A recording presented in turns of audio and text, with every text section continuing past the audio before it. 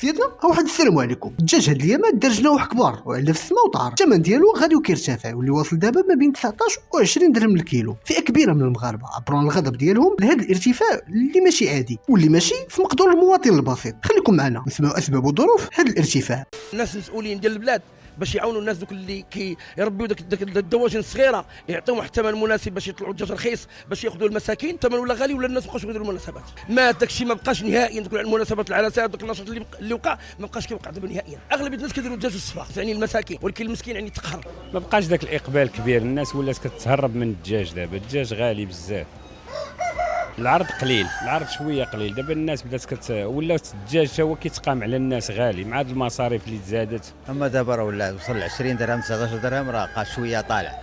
هو بزمني ندي طبيعه الحال بزمني غندي، لكن يدي الدجاجه غيدير ربع ديالها. هادشي اللي كاين والله يصوب وصافي.